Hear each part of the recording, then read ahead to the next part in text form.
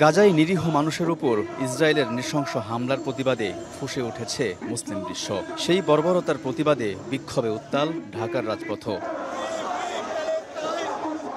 যুদ্ধবিরতি চুক্তি ভঙ্গ করে বর্বর হামলা চালিয়ে নারী শিশুসহ গাজায় গণহত্যার প্রতিবাদে বৃহস্পতিবার সারা দেশে বিক্ষোভের ডাক দেয় বাংলাদেশ জামাত ইসলামী। ঢাকা মহানগরী দক্ষিণ ও উত্তরের নেতৃবৃন্দের সঙ্গে রাজপথে বিক্ষোভে নামেন দলটির হাজারো কর্মী সমর্থক।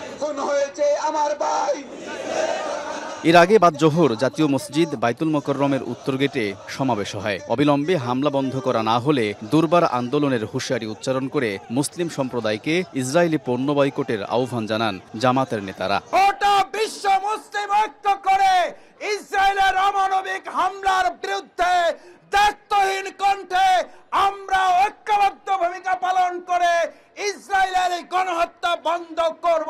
নৃশংস গণহত্যার দায়ে ইসরায়েলি রাষ্ট্র নিষিদ্ধ ও মানবতা বিরোধী অপরাধের দায়ে আন্তর্জাতিক আইনে নেতানিয়াহুর বিচার দাবি করেন নেতারা।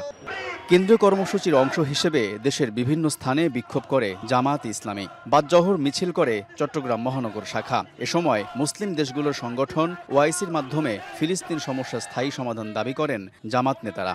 চুক্তি ভঙ্গ করে ইসরায়েল তাদের ধ্বংস ডেকে এনেছে বলে মন্তব্য করেন জামাত নেতারা। আলতাফ হোসাইন, সময় সংবাদ, ঢাকা।